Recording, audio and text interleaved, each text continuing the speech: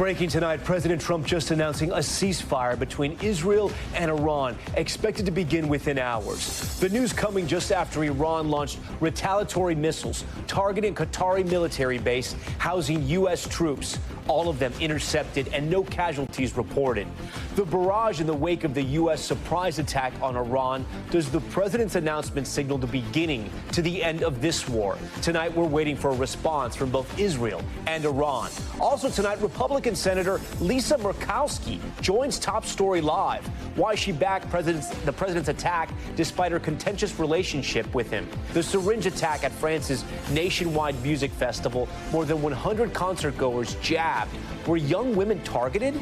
Jarring video of a driver speeding out of control in the National Mall in D.C., narrowly missing crowds of people. What happened next? A potential breakthrough in the weight loss treatment drugs. The drug combo that for the first time helps preserve muscle while losing fat. Why this could be a game changer. The new updates in the Diddy trial, the defense not calling any witnesses to the stand. How soon could his fate be in the jury's hands? Top Story starts right now.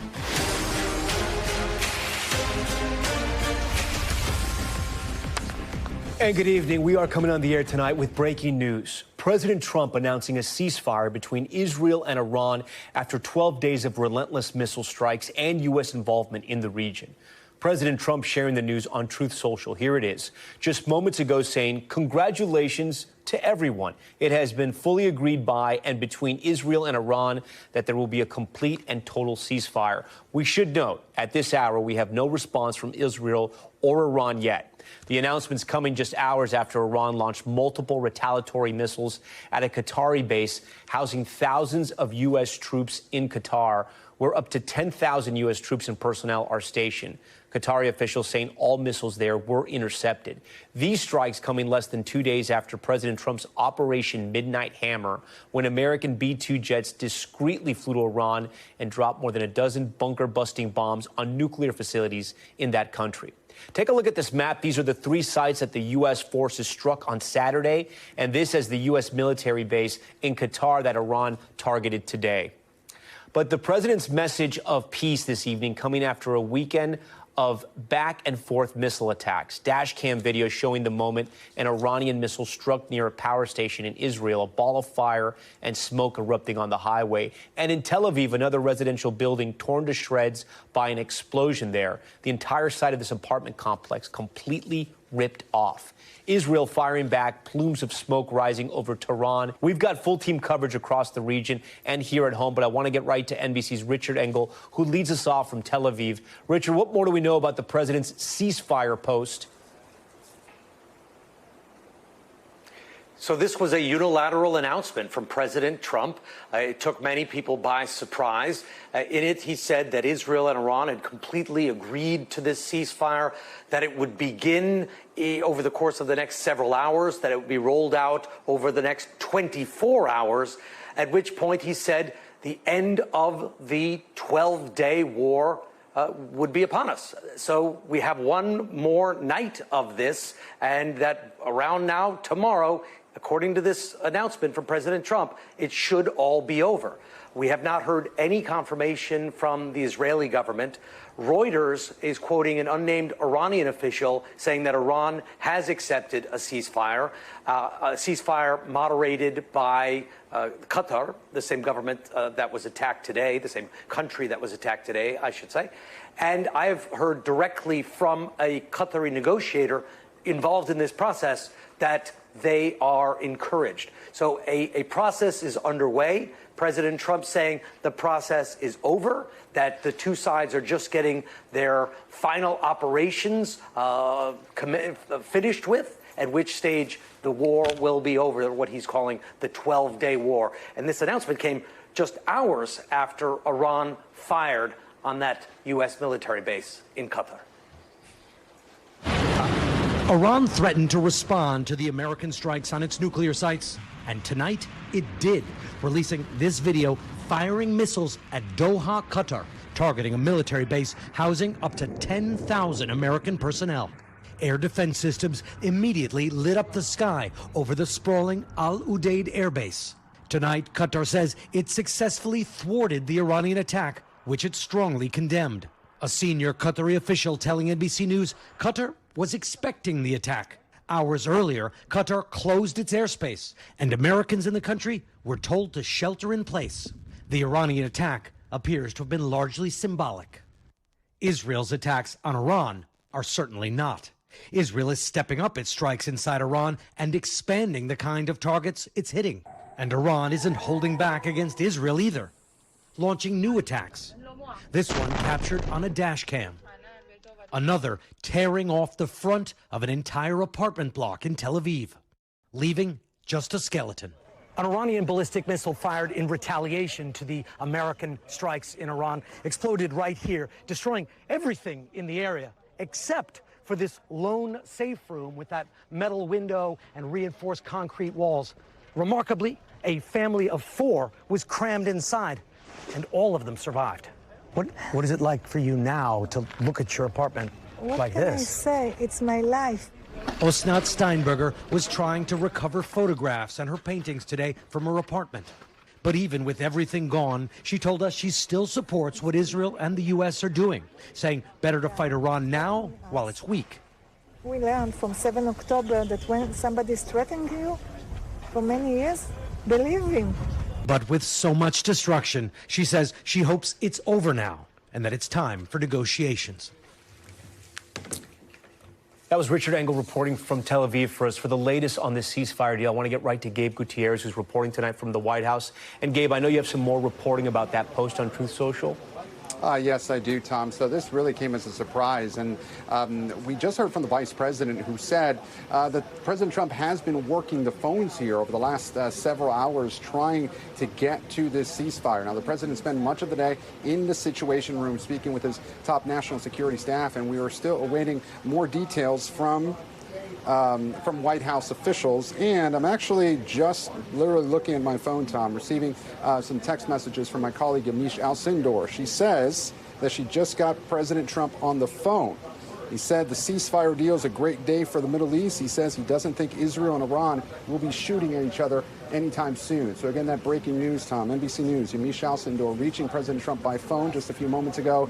He's saying that this is a great day for the Middle East, and he does not believe Israel or Iran will be shooting at each other. However, again, we don't have official word yet from the Israelis or the Iranians, although Richard mentioned that Reuters is reporting that according to a source with the Iranians, they have accepted the ceasefire. But Tom, this comes after a few days where it was very uncertain what would happen here. The Trump administration now touting this as a major foreign policy victory. One more point I would say, we have not seen President Trump on camera since late Saturday night after he had announced those U.S. airstrikes on Iran. As we've been on the air just a few minutes ago, we did get a travel photo lid at the White House. That means that administration officials do not believe that he would be speaking to the American public tonight. But there have been so many fast-moving developments here. It's not out of the realm of possibility, but the White House is not expecting it at this point in time. And Gabe, as we get more information, if he ends up calling anybody else, including yourself, we'll bring you back on the air, as this is a breaking news situation. Gabe, we appreciate it. As the world sort of waits and watches this ceasefire proposal, this all, of course, happened hours before the Iran's retaliatory strikes that happened earlier today, targeting a military base housing U.S. troops in Qatar. Courtney Kuby joins us from the Pentagon. Courtney, I know you have new reporting for our viewers. Yeah, that's right. We have learned now, according to 2 defense officials, that those Iranian missiles that were fired at Al Udeid Air Base in Qatar, well, a number of them were actually shot down by the U.S. military. It's been unclear today exactly what happened here. Frankly, we've been getting differing lines of what may have gone down. We did hear from the Qataris that their armed forces shot some of them down. But in fact, we are now learning, according to defense officials, that it was the U.S. military who shot many of them down in conjunction with their Qatari partners, Tom. And then I know we're getting some new video tonight of the Air Force releasing some of the B-2 action and some of the takeoffs, if you will, before it happened. What more do we know? What are we seeing? Yeah, those B-2s made it safely back to Whiteman Air Force Base. We've been talking about this, but it was a remarkable 36-hour round trip. Those aircraft staying in the air the entire time, courtesy of dozens of aerial refuelers that were in the air. They're known as tankers. They were also escorted by a number of fighter aircraft as soon as they got near the border in Iran. Tom, what's remarkable about this is not just the fact that this entire mission was cloaked in secrecy and that the U.S. was able to get these aircraft, these bombers, in and out of Iran without being detected, but that really that the whole mission began with a deception, with the U.S. military so concerned about the possibility of the public or Iran even finding out about these bombers taking off, that they sent a large number of B-2s out of Whiteman Air Force Base just after midnight Saturday morning. They sent them towards Guam. And then after it was clear by defense officials telling the media that they were headed to the Pacific, to Guam, they rerouted 7 of them in the opposite direction. Tom, they flew straight to Iran without stopping, loaded with those 30,000-pound bombs. Courtney Cuby with a lot of new reporting there for our viewers. Courtney, we thank you for that. We're also tracking all of the economic reaction from the president's announcement of a ceasefire with Iran. Oil prices, which were already dropping today, sinking even further on the news. U.S. crude oil down more than 4.5% as of 6:15 this evening and still dropping. Even before the announcement, U.S. markets reacting with cautious optimism after Iran's strike harmed no U.S. forces. With all 3 major U.S. indices up nearly a point. To walk us through all of this, I want to get to NBC News senior business correspondent Christine Roman. So, Christine, that news broke pretty late about the president and the ceasefire.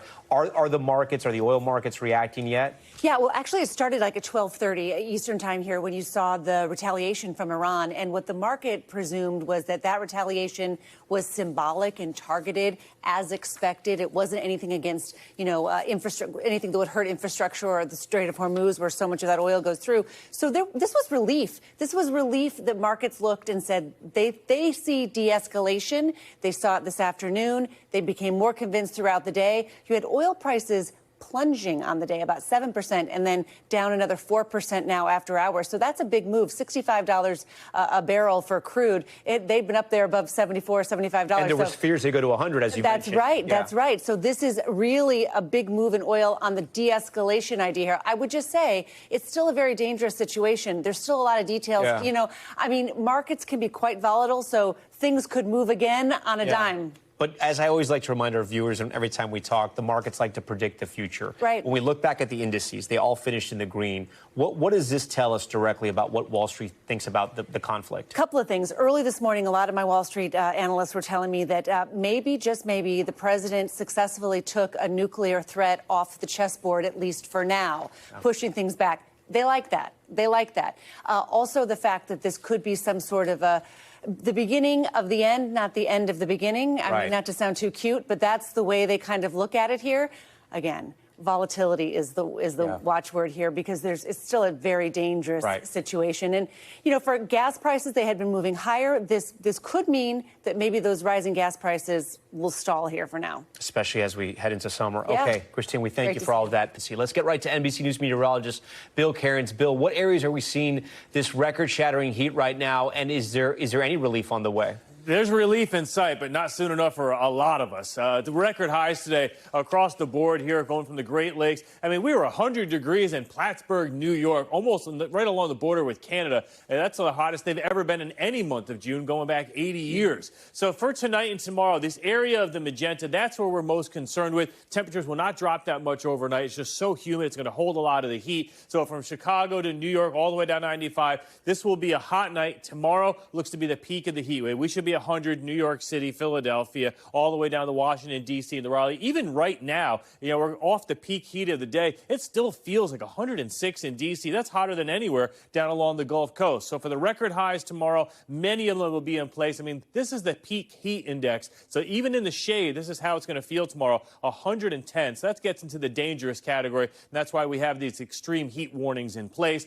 By the time we get to Wednesday, it's still extremely hot, but not quite the peak. And if you're wondering when the relief is coming to your area, Detroit, Thursday is going to feel a lot better. Thursday in Chicago. D.C., unfortunately, is going to be upbeat till Saturday. And, Tom, it looks like for New York, 85 on Friday will actually feel chilly compared to how it's been lately. Yeah, it has been so hot. Okay, Bill, we thank you for that. We want to turn now to some big developments in the Sean Diddy Combs trial. The prosecution expected to rest its case tomorrow in that trial. And in court today, the jury's shown multiple text exchanges and explicit video evidence of those so-called freak-offs.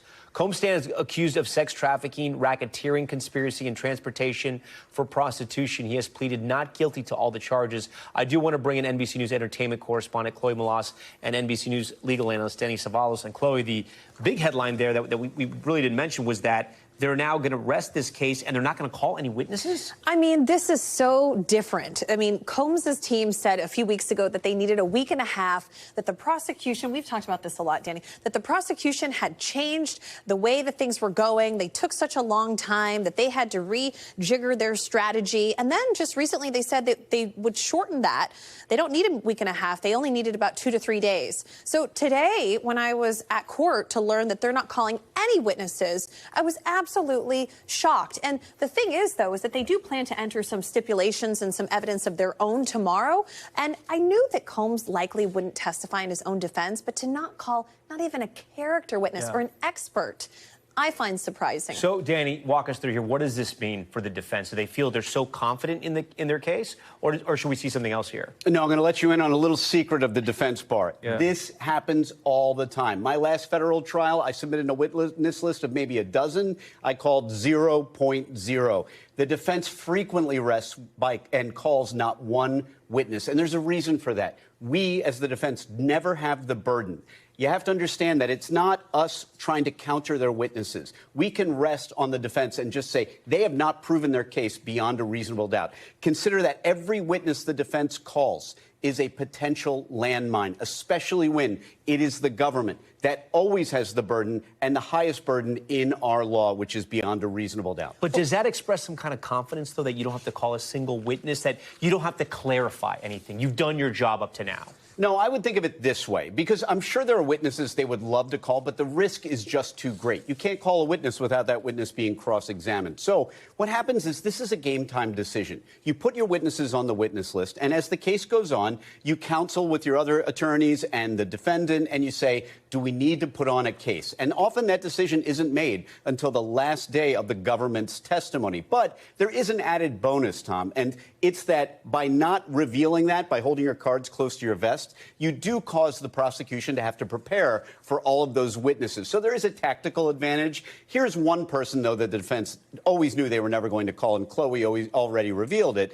It was Sean Combs. He was never going to take the stand, but you saw that they even said he wants to.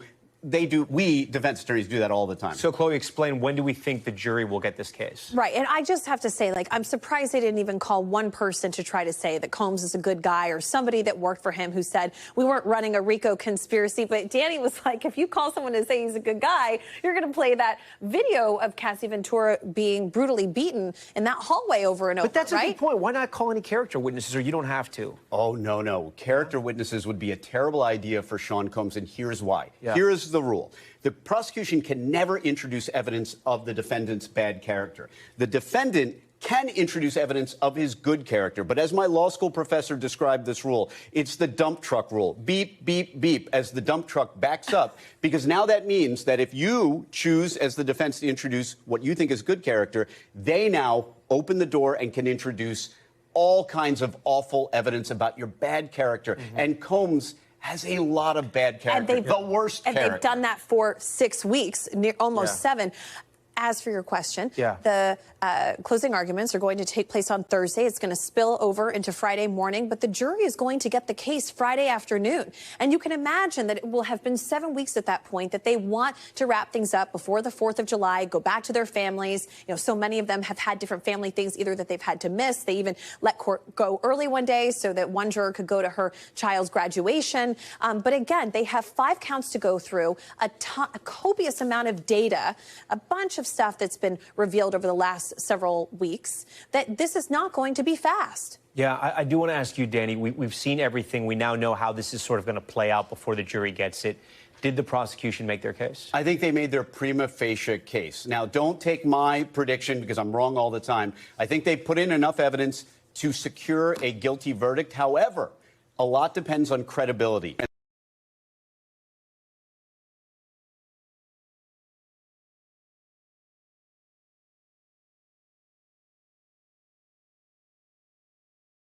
I think it's going to be split. So okay. What do you think, a mistrial? No, I think they're going to jury? find him guilty on transportation to engage in prostitution, both counts, not guilty on RICO conspiracy, maybe guilty on one of the 2 counts of sex trafficking. Okay. So I've said it here. Go with Chloe. I put my weight here. The law firm of Savalos and Moss, we appreciate having you guys here. Well, thank you for that. Okay, we're back in a moment with a chilling story in France. More than 145 people reporting being stabbed with syringes at a music festival at events across the country where the investigation stands. Plus, a Marine veteran's wife detained by ICE despite the fact that she was still breastfeeding their 3-month-old baby. What he's telling Top Story tonight is the Supreme Court makes a major decision on mass deportations and a potential game-changing development in the booming industry of weight loss drugs. Could there be a once-a-month shot or even weight loss pills on the horizon? You're watching Top Story. Stay with us.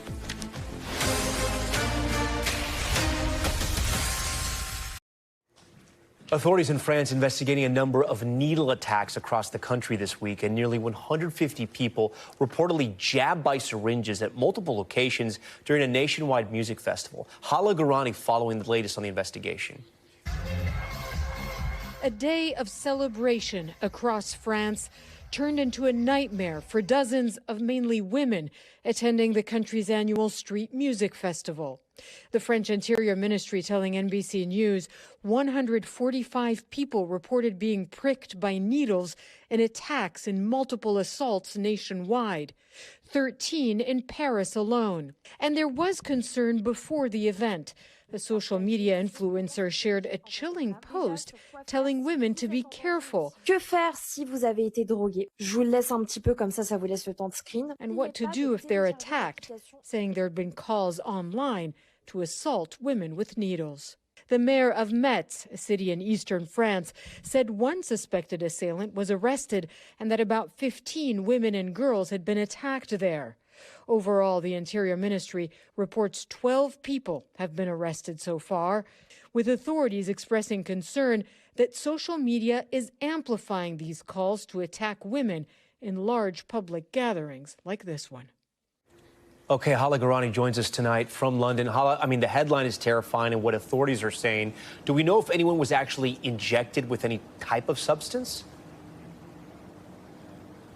Well, Tom, that was the concern. Right now, no reports that drugs were found, but authorities are saying that if a syringe was used multiple times, that there could be issues associated with that, infections, for example.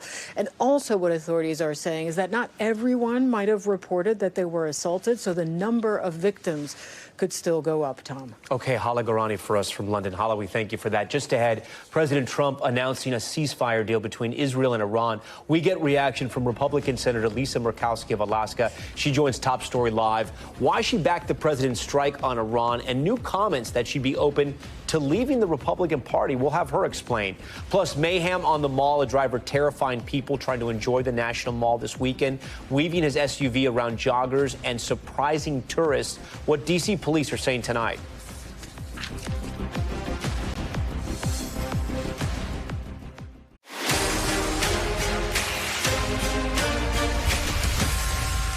Back now with Top Story's news feed and a lot of headlines tonight. We start with police identifying the suspect who opened fire with an assault rifle outside a Michigan church during Sunday service.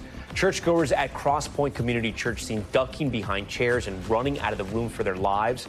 Suspect Brian Anthony Browning was shot dead when church employees returned fire. Bullets were fired into the church, but no one was injured, thankfully. Police saying Browning attended the church with his mother and may have been suffering a mental health crisis. In a search of his home, police say they found even more weapons and a large amount of ammunition.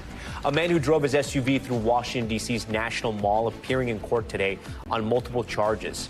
Police saying that the moments after the driver was seen doing donuts on the park's grassy areas and dirt paths, he told an officer that it was, quote, just a joke, but you can see how he was driving, terrifying people there. No one was hurt, luckily. Court documents charging him with reckless driving and assault with a dangerous weapon. JetBlue making upgrades to help its customers keep track of their luggage, sort of. The airline announcing a tracking feature on its app that will give travelers real-time updates on the status of their checked bags. But here's the thing, JetBlue will also allow you to share the location of Apple AirTags inside your checked bags with their baggage team. Okay, promising to disable access to that link once you're reunited with your own luggage. And Greenpeace joining protests against the lavish wedding of Jeff Bezos and his fiancée Lauren Sanchez. They plan to host that wedding, of course, in Venice this weekend. The environmentalist activists unveiling a banner of Bezos in Venice's St. Mark's Square. You can see it right there, demanding that the Amazon tech billionaire pay more taxes. Greenpeace joining locals who see the star-studded 200-person wedding as a sign of over-tourism. We've told you about that here on Top Story. But the mayor telling the AP the city is proud to host the wedding and is hoping to meet Bezos. Joining us tonight is Alaska Republican Senator Lisa Murkowski. She's a member of the Senate Subcommittee on Defense and Homeland Security, as well as the author of a new book on her more than 2 decades in Congress. It's called Far From Home. An Alaskan senator faces the extreme climate of Washington, D.C. Senator Murkowski, thank you so much for being on Top Story tonight. Thanks, Tom. Good to be with you. Yeah, let's start with the announcement by President Trump just less than an hour ago on this ceasefire. Do you believe this ceasefire deal, or the announcement at least, to be real?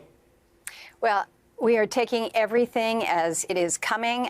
Just mere hours ago, I was on another show where literally coming in through the ear of the newscaster was the news of the strike in Qatar.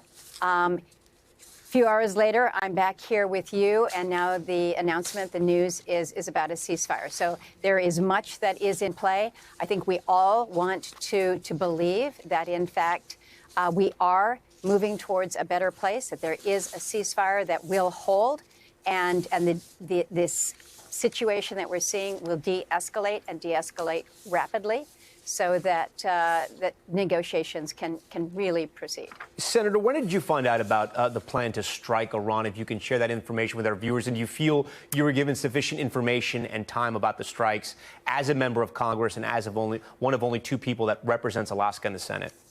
Well, I found out about it, as most Americans did, by receiving the news that popped up on my phone when it really was first announced by the president, by the administration. Do you feel like you should have known more? No advance. Well, in fairness, we are going to be getting a full classified briefing tomorrow. I think that is going to be important. It's going to be telling. Do we all want to know more? Absolutely. But I think that there was an element that required a level of just closeness in terms of the information being closely held. Yeah. I understand that. I get that. But I think it is going to be imperative going forward that we fully understand what led up to the decision, and then, more importantly, where we go next. Really, where we go next. When we talk about the president's strikes over the weekend against Iran, one of the most vocal critics of the strikes, it's a member of your own party, Kentucky Congressman Thomas Massie. He's essentially been saying that Trump campaigned against getting into wars and that the Republicans are afraid to stand up to him. How do you respond to that? Well, I don't think any of us want to get into a war, and certainly we don't want to get into a long, protracted, yet another forever war in the Middle East. And so I would join, but I think that the president has made clear himself he has no desire for a long, drawn-out war. So let's acknowledge none of us want that. So how are we going to, again, back things down so that negotiations can proceed? The first step is a bona fide ceasefire. So what was announced just within this past hour. Hopefully, we will see that holds. That's what we're hoping for. We all hope that. Senator, you and the president have had a contentious relationship, right? He's called you a creature of the Washington swamp. He actively campaigned against you in 2022. How would you describe your relationship with President Trump? You know, I think that there is a level of respect. As I've shared with the president, you know, I might not have voted for you, but I will work with every president that we have. It's my responsibility as an Alaskan senator. I don't get to pick and choose who I get to work with. I work who the American people have said is going to be our president, and I do just that. And I represent a state that is pretty independent. They supported Donald Trump, absolutely. but they sent me back. So as I've shared with him, I said, sir, you won and I won. You want to do good things for the country. I want to do good things for my state. Let's figure out how we make it happen. And I think that kind of mutual respect, you can get some things done. Is it hard to be in the president's crosshairs when you're fighting for the people of Alaska and federal resources? And a lot of times in Alaska, as you mentioned throughout your book, you got to be bipartisan. You have to be bipartisan, but again, I don't think it should suggest that I'm in his crosshairs all the time. Maybe when it came to the campaign, but again, the campaign is over. I've now been reelected. We're working together. He's got some pretty ambitious agenda items for Alaska, and they're items that I share. I encourage him on much of what he is proposing with resource development, and I have shared just that with. So when we can find those areas to be working together, we need to do it. We must do it, not just for Alaska, but for the country. Yeah, you know, you made some news earlier today on a podcast, leaving open the door to possibly becoming an independent and caucusing with the Democrats. At least that's the way it sounded. Let's listen to it. I want to get your reaction on the other end. Is there a world in which, by becoming unaligned or an independent, you could help Alaskans, that you consider it? There may be that possibility. I'm evading your answer, of course, but because it is so supremely hypothetical, but you can tell that the construct that we're working with right now, I don't think is the best construct. You know, and that answer seemed reminiscent of a key line in your book. I want to show it to our viewers here. This comes straight from your book. You write, most likely, I will never be understood in Washington. The best gift that Alaskans have given me is that I don't have to answer to Washington. What is it about Alaskan politics that you believe allows you to not necessarily play by the rules of Washington? Because as far as Republicans go, you were pretty brave to say that. Well, I don't think it's any great secret here that my commitment is not necessarily to the Republican Party. It is to the people of the state of Alaska. And I put that out there every single day in saying that's who I work for. I don't work just for Republicans. I don't work for the Republican Party. I work for the people of the state of Alaska. And so there's been a lot of news that has broke today. I am not going to make news on your show tonight, Tom, by saying that I'm leaving the Republican Party. That's not going to happen. I am very independent-minded. Alaskans respect that. They've asked me to continue my service in that very independent vein. But my values are still the values that I have long held. And they're values that are very much Republican, whether it is personal responsibility, individual liberties, strong national defense. I mean, that part of it hasn't changed. Yeah, so, but I just to be clear, I want to sort of put a bookend on this and ask you one more thing about your book. You're not considering leaving the Republican Party, right? No. Okay. No. Okay. What I shared on the podcast is there is a construct that we have right now where we have two parties that pretty much control everything, and you are either on the red team or you're on the blue team. And it doesn't seem like there's much space in the middle for those who just want to put party politics aside and say, what are we going to do that's good for the country, that's good for Alaskans, that's good for the people back here on the East Coast? Let's work towards that. Let's get out of the partisan ruts that we have just found ourselves Senator, in. running out of time, but I do want to point this out. I want to ask you about something you put at the beginning of your book. This is the image. It's a graphic that comes even before the introduction of your book. It's an image of Alaska superimposed over the continental United States. Why did you want to start your book with this image? People need to understand the size and extent of the place that I call home. We stretch from Florida to California to the Gulf to all the way practically to the Canadian border. And so the people that I represent are just as diverse as those from Florida to California to Minnesota to Louisiana. And I'm blessed with that. It's a hard job. It's complicated. It's complex, but it's the best thing that I could possibly be asked to do is to help serve Alaskans. Senator Murkowski, we thank you for joining Top Story. Your book is out. We appreciate your time. NBC's Keir Simmons is in Erbil, Iraq. He joins Top Story tonight with some breaking news and some new reporting. Keir, what have you learned? Yeah, Tom, we have some new insights into what happened here with our own Michel Sindor speaking to President Trump and President Trump saying this ceasefire can be unlimited and can go on forever. What we're learning is the extent to which President Trump really pushed this deal through. So what I'm told by a diplomat with knowledge of the talks is that President Trump spoke to the Emir of Qatar. He told the Emir of Qatar that he had got Israel to agree to a ceasefire deal and asked the Emir of Qatar to try to get Iran to do the same. Now, this was then handled, I'm told, by this diplomat, by Vice President Vance and the Prime Minister of Qatar. They handled the details and Iran agreed to that ceasefire. So this deal was coordinated at the highest levels, and that may be one of the reasons, Tom, why through the evening we've been talking to sources, some of whom have not known that this deal was happening. We're trying to catch up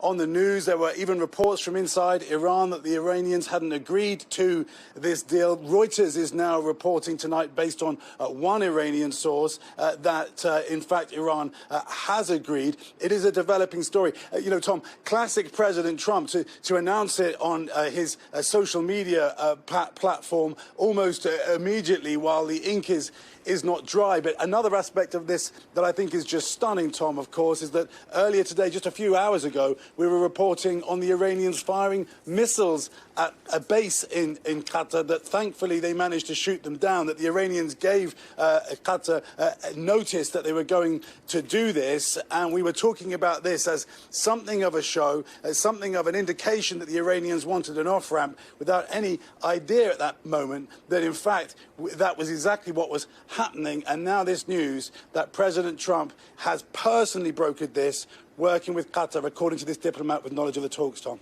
Keir Simmons taking us behind the scenes on how these diplomatic plays happen. Keir, we appreciate you and all your reporting.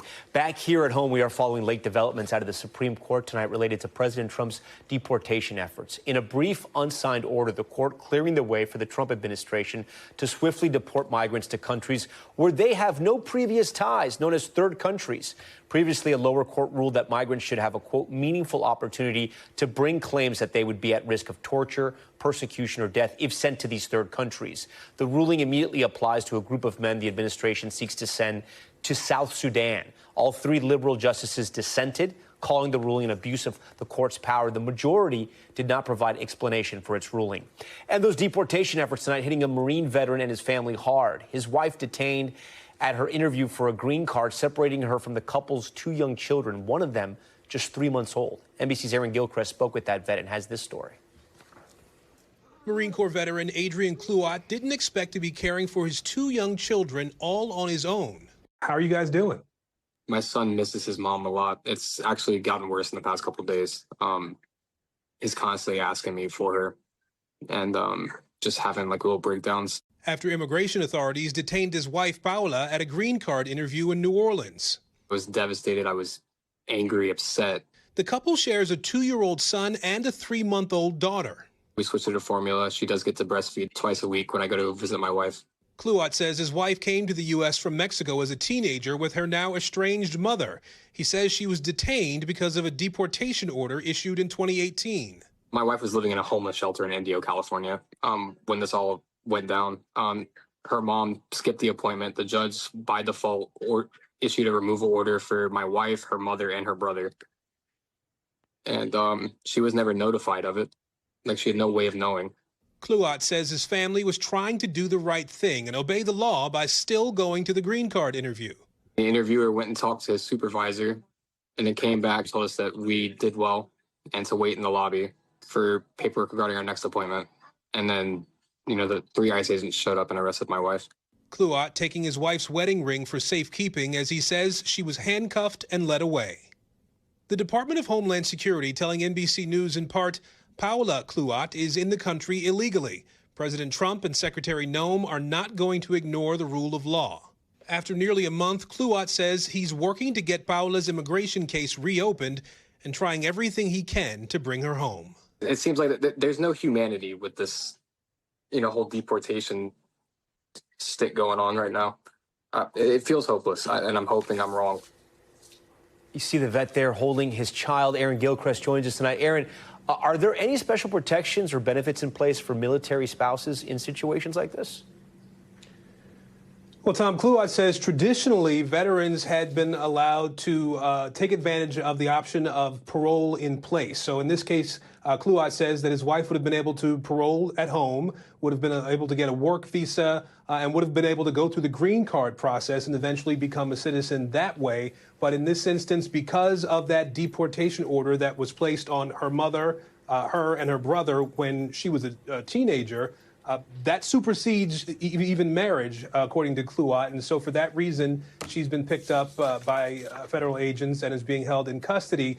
They are waiting now for a decision by a judge in California on whether to reopen that deportation case. That is something that we're told has been really moving very slowly. And so the concern is that they don't know when this judge's signature might come through and allow them to try to make their case again for the asylum that was granted to this to the wife and her family previous to her marriage to this Marine Corps veteran. Tom? All right. Aaron Gilchrist for us. Aaron, we thank you for that report. When Top Story returns tonight, it's being called a cosmic treasure chest, the world's most powerful digital camera, bringing us a deep view of our universe like we've never seen before. Back now with Top Story's Global Watch. A major wildfire is forcing evacuations on the Greek island of Chios. Nearly 200 firefighters are now battling the flames. It began yesterday as 3 separate fires merged into one. Firefighters say strong winds today are making conditions even worse. An arson investigation team is being sent to look into how these fires began. A super yacht belonging to a British tech tycoon recovered after sinking off the coast of Italy 10 months ago. Video shows it being lifted out of the waters just off the coast of Sicily. The 56-meter ship sank last August during severe storms. Businessman Mike Lynch, his daughter Hannah, and 5 others died. The boat is being transferred to a nearby port where it will be turned over to investigators who are still looking into what happened. And the first images released from a powerful telescope in Chile. One picture shows gas and dust clouds in an area 9,000 light years from Earth. The telescope, which uses the largest digital camera ever built, is able to detect asteroids in striking distance of Earth, map the Milky Way, and answer questions about dark matter. Scientists say it could transform our understanding of the universe. Okay, back here at home, time now for Top Story's Health Check and the next wave of weight loss drugs that could soon be on the market. NBC's Maggie Vespa explains why they could be even more effective than what's currently available. Tonight, major potential breakthroughs in the booming world of weight loss drugs. First, drug maker Amgen trumpeting the early experimental success of Maritide, a longer-lasting GLP-1 injection that patients could take once a month instead of once a week. The regimen typically recommended for Ozempic, Wegovy, and other popular medications. I have no plans of ever not being on these medications. The idea of monthly shots welcome news for patients like Chanel Robinson, who's lost nearly 100 pounds using semaglutides. That would be fantastic for people that are scared to give themselves an injection. Another possible alternative to weekly injections, Eli Lilly announcing their GLP-1 pill, which would be the first oral weight loss drug, is showing promising results and could be widely available next year. The third major development, a new combination of drugs that researchers say could help patients lose weight without losing muscle mass. Day 4 of rebuilding the muscle that we lost while taking Ozempic. Something Robinson says she experienced. I can feel myself incredibly weak. Just to have this growing list of options for these medications, how exciting is that for you as a doctor? It's like boundless excitement to see how many tools we have in our toolbox to treat our patients. Now, in our future, we're going to have so many different options that can best suit the patient's needs. I mean, it's thrilling. And with that, Maggie Vespa joins us tonight from Chicago. Maggie, we heard the Eli Lilly pill may be available next year from your report there. Right. Do we know how soon these other options might be out, and what about the costs? Yeah, costs are a huge hurdle. It's something we're watching closely. Long story short, no word on costs at this point tied to these new options. All the researchers and drug makers say it's just too soon, but that's a huge hurdle for people. A lot of the most popular options on the market right now, they can cost upwards of $1,000 a month, and they're rarely covered by insurance. As far as the timeline for those other two kind of new innovations, potential innovations, are concerned, we're talking years away. The drug combination that prevents muscle loss, up to 5 years away potentially from being widely available. Still, though, major announcements tonight giving a lot of people new hope. Tom. All right, Maggie Vespa for us. Maggie, we thank you. We turn now to our ongoing series, The Cost of Denial, which takes a look at the insurance industry. Today, major health insurers announcing they will overhaul treatment approval processes for both doctors and patients, because it is a major pain point for so many. NBC News correspondent Aaron McLaughlin has the details. Jason Probst has chronic inflammation. He says it took hours on the phone and 4 denials to finally get his insurance to approve the medication he needs. This sounds like a nightmare. It is a nightmare. It felt like a deliberate attempt to delay the treatment that I needed. The process of prior authorization is a headache for many patients like Probst. It requires doctors to get sign-off from insurance companies before certain care can occur. Each year, health insurance companies issue millions of denials, refusing to pay for doctor-recommended treatments based on their own assessment. Is this system broken? Yes, I think we're getting worse patient outcomes because of it. Mike Tuffin is the CEO of AHIP, the organization representing major insurance companies. Do you agree this process is broken? Yes, the experience is not working for people. Which today announced a series of commitments to simplify prior authorization, including applying the process more selectively and expanding real-time responses. We're trapped in this outdated system with paper and fax machines. We want to abolish all of it. We want a digital, interconnected system that puts the patient in charge. But some doctors are skeptical, pointing to previous industry pledges that didn't pan out. I have to see it to believe it. And so I love the intention, but I would really like to see happier, healthier patients, which we're not seeing right now. Now, in terms of a potential timeline, when patients could see some sort of improvement, the CEO of AHIP tells me that it will take time. He said that changes are possible for next year. Doctors and patients will be watching closely. Tom. We thank you for watching Top Story tonight. I'm Tom Llamas in New York. Stay right there. More news on the way.